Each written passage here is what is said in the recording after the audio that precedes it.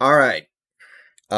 Game just wrapped up like 30 seconds ago, and shockingly compelling for a game between two below average teams in a bad conference. We had well over 100 people in the stream for the end, so despite the fact that this is not an important game, it was a fun game. It was an interesting game. It had some drama in it, and Washington comes out on top. So before I talk about this game, I got to talk about the people who showed up tonight. I want to say thank you to everybody who showed up for the stream. Um, like I said, we had over 100 people at the end, which usually my Husky streams don't get that high because the Huskies aren't having a good season. But we got some people showing up, man. A lot of Stanford fans too, and I know they're obviously upset, but they showed up as well. Thank you to everybody who showed up, regardless of who you were rooting for, if anyone. Okay, so there was a lot frustrating tonight, but they overcame being a small underdog, and they overcame me, who generally tries to be a little optimistic about where this team is. They overcame me going into this game saying, I don't see how we win. I don't understand this playbook on offense. I really don't. It feels like we have about 5 different plays we can run. And I understand the players are limited. Dylan Morris is limited. And I'm not saying anything bad about Dylan Morris tonight because he mostly played okay. He mostly played fine. But he's very limited. I understand that. But why is this playbook so small? It seems like we have handoff up the middle to McGrew, handoff up the middle to Cam Davis. We have maybe 1 or 2 plays to the boundaries we run. And then we have the slant to the receiver over the middle. We have rollouts. Very, very little going on. Very, very little positive going on with this offense right now. But we ran the ball tonight. We ran the ball tonight. And that is something I have been pining for a while. This team has not run the ball well this year. Finally, 200 plus yards, 2 different guys getting their two different guys having big games, McGrew and Cam Davis. Don't know where Kamari Pleasant is, but it was a great game by the running game, and the defense they forced some turnovers and they got it done. So I'm sure we can do better than John Donovan. I'm sure we can. That's one of the negatives I'm going to take away from this game, despite the surprising victory. But I got to give it up to this offensive line for playing a very good game, and to McGrew and Cam Davis for having productive days on the ground.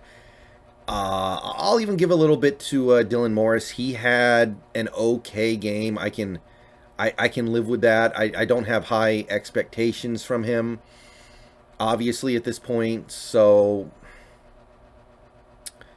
I don't.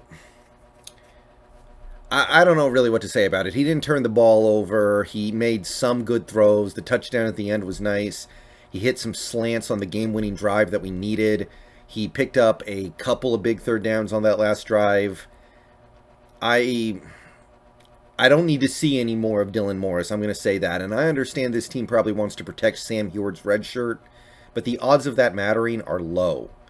I think it's about time that we put Sam Heward out there, unless we feel like what we are putting around him is so bad that it's just going to kill his development, which I don't know if that's true or not. The offensive line's playing better. We got good running backs. The receivers are okay. We got Cade Otton, who isn't really producing right now, but we know he's talented. We know he's good. So I respect what Dylan Morris did tonight, protecting the ball and making a couple of nice plays at the end. But I don't need to see him anymore. That's the bottom line. And this defense, look, the tackling, it ain't there. Tackling's not right. There's something wrong with the tackling on this team. There is something wrong with the I don't even know. how to exactly put it. It's like we're just bouncing off people. We're taking bad angles on a lot of these plays. I feel kind of like an asshole for complaining about the defense in a game where they had held Stanford to 13 points, but this could have been like a shutout. This really could have been a shutout. That Stanford offense is pitiful.